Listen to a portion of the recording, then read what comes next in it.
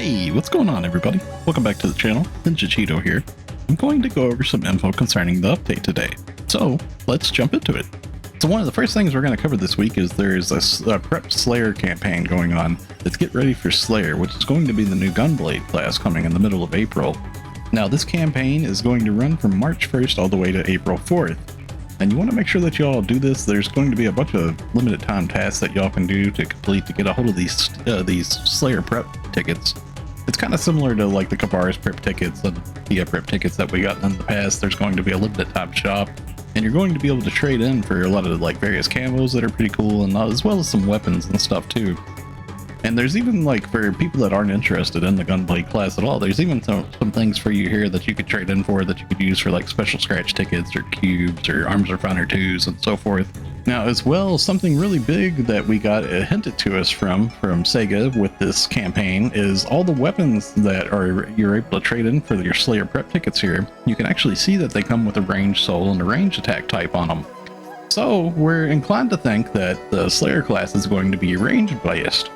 Now, we don't know for certain if the skill tree is going to have something in it similar to like how the Braver and the Bouncer skill trees do, where you take like melee and tech or melee and range and combine them together to make like a dual stat, so like if we count towards range or so forth.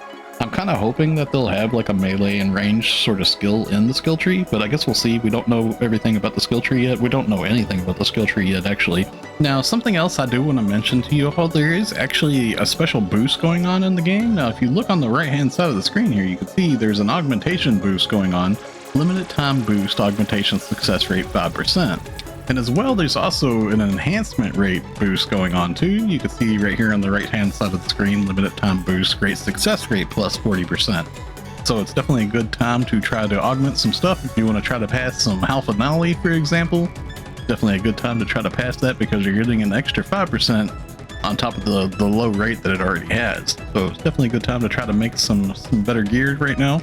Now, I did want to mention something else that's going on this week is we're going to have week 2 of the limited time event, Giant Mutants Part 2, which is where you can find the Garango Geos and the Wulan Geos. And they've actually just kind of changed the location of where you can find these enemies. Now, if you open your world map, you can actually tell each individual region where the Geos mutants are supposed to be spawning. Like here, for example, you can see in North Aleo, there's this green and pink colored icon right here. This is where the event is happening right now for Aleo. So North Aleo has one, and then you can see another one would be over here in Central Redum, which you can see the little pink and green icon right here for that. So there's another one here in South Kavaris, and then lastly we have another one in Stia, which is in the Dreesen plant this week. Now Wulan is in the Dreesen plant. They actually changed up which dread enemies you're going to be fighting in the Dreesen plant. But you can actually, like, this one's going to be my favorite one because not only can you get Stia notes here and Dreadkeeper 4 and stuff, but you can also fight the Gigantics mobs that are in here too and get a hold of Gigantics capsules along the way too, which sell for pretty good money. So Dreesen Plant's going to be a really good farm this week. So during this week, we will be having PSO2 Day that's going to start at Wednesday at 7 p.m. Eastern Time, and that's going to run all the way till Friday at 7 a.m. Eastern Time.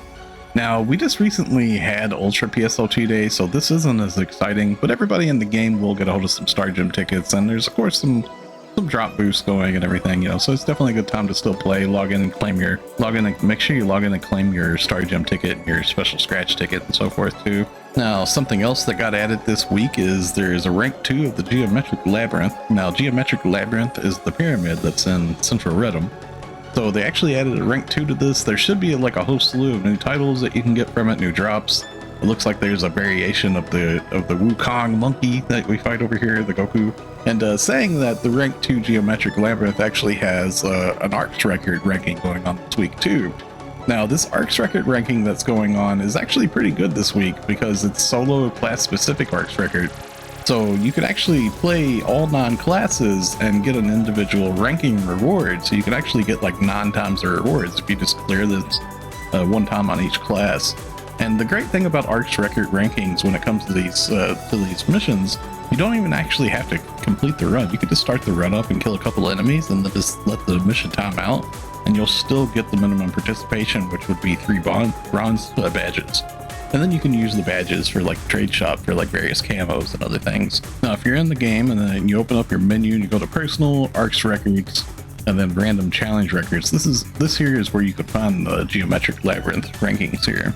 So I would definitely suggest to go through it, at least try to hit like one run of each class if you can, so you can get a hold of 27 Arks record badges. And then if you try a little bit harder, you could possibly get silver or gold. If you was to manage to get gold on every class, you would get a total of 90 Arks record badges for the week, which is pretty big. So there is a screenshot submission campaign going on currently, which involves Twitter. Now, I'm going to leave a link in the video description below to the screenshot campaign, so y'all can check this out for yourselves. Now, the screenshot campaign is going to have a couple of requirements here. This is the last week that you can submit entries for it. And you're going to have to use Twitter, and you're going to need to use this hashtag right here. Hashtag NGS _ screenshot campaign with an exclamation mark on the end. And like I said, I'll put this in the video description below to help you all, so you can make sure that you copy paste this when you submit your entries. Now, the other requirement for the screenshot campaign here is you have to use an accessory. It has to be visible in the screenshot, and it's going to be involving the new mutant enemies that we have. So one would be either the Garagarango head mount or the Wulon mask. And there's also the gold versions that you can get rarely as rare drops from the enemies when you fight them. Those work too. And so you can either use the regular or the gold version for the screenshot submission campaign. And I would definitely suggest trying to do this because their prizes are actually pretty good. It looks like 40 lucky winners. They're going to get 5 times 200 Star Gems tickets, so it's going to be 1,000 Star Gems. And as well, you also get a couple of in-color change passes too, and those can always be handy, so it's always good to have more of those. Definitely make sure y'all try to do this. So there is also an AC purchase campaign going on this week, and this is going to be just for this week, March 1st to March 7th. And it looks like there's going to be a couple of rewards here. You can see right here, there's Floria Piercer, little like flowery kind of head mount looking thing, accessory. This actually looks pretty good. I like that. And then there's also some Japanese style earrings. It might be okay. I don't know. I'll have to see it zoomed in. I'm kind of having my feelings about that one. But you also get a hold of like some drop rate boosters and some EXP boosters and stuff. There's a list of prizes right here. It's quite a bit of AC you have to spend or purchase to get a hold of all of the rewards.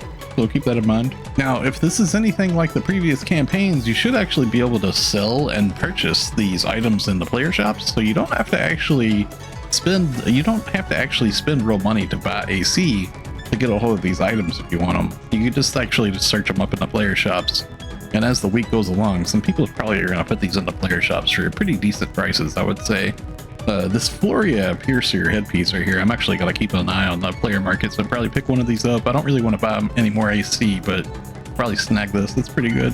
So saying that about the AC campaign, we actually do have a couple of new AC scratches that got added to the game. We have Early Spring Memories. Now this is all a bunch of base PSO2 stuff that's just kind of revived, or some of it might actually be even like the first time release, because Global never did actually get every accessory Japan got. So sometimes some of these are actually like new items that can be included in here. Now there is a couple of scratch bonus items in here as well. One of them in particular is an emote. 35 scratches would get you 624 bubblegum balloon. And as you can see over on the right hand side there, it doesn't say anything about this not being tradable in player shops. So you can actually purchase this from player shops for Maseta. Or if you don't like it and you wanted to sell it, if you've been scratching, you could just sell this for probably a lot of money too. Now I do want to mention also inside of this scratch, there's actually like quite a few emotes that got added in here. I should have previews on almost all of these emotes on the channel too. So if there's any of them here you want to look into, you can definitely find them on the channel. Then as well, we also have another scratch that's been added to the game this week is Rewind Collection 10. And this is just a combination of like previous things that got released last year, and they're just kind of reviving them. They're all NGS spec thing. Okay, so that's going to wrap it up for today. If you enjoyed the video, a like rating is always appreciated. And if you're new here, be sure to subscribe. Thanks for watching. Stay safe and have a wonderful day, friends. See you in the next one.